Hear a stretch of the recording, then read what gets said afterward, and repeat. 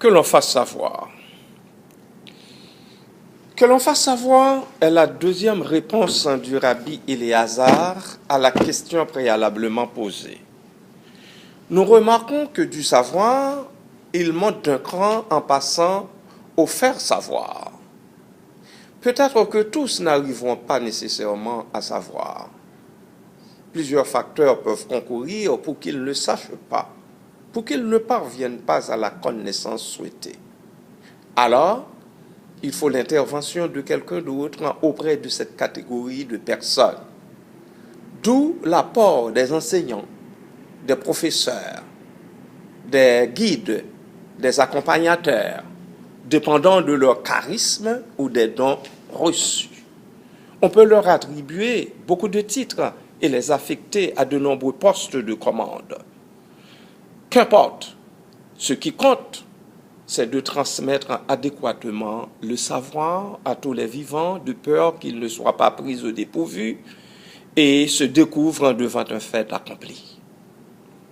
Ce n'est pas la volonté du Créateur. Tout a été mis au point pour qu'aucun individu, homme ou femme, soit maintenu dans l'ignorance.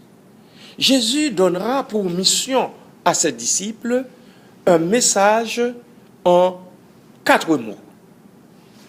Allez prêcher et dites, 1. Le royaume des cieux est proche. Matthieu chapitre 10, verset 7. Il devait le prêcher suivant l'ordre du maître. Notre responsabilité consiste donc de continuer à le prêcher à l'humanité entière. Matthieu chapitre 28, versets 19 et 20. L'ayant reçu, l'apôtre Paul, rendu au bout de sa carrière, dira à Timothée, son élève, « Ce que tu as entendu de moi en présence de beaucoup de témoins, confie-le à des hommes fidèles qui soient aussi capables de l'enseigner à d'autres. » 2 Timothée chapitre 2, verset 2.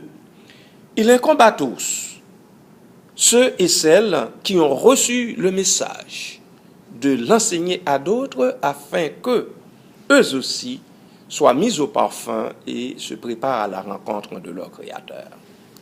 Voilà pourquoi, selon la mesure de sa grâce, au lieu de nous laisser intimider, nous parlons.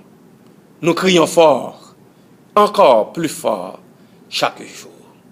Soyez bénis.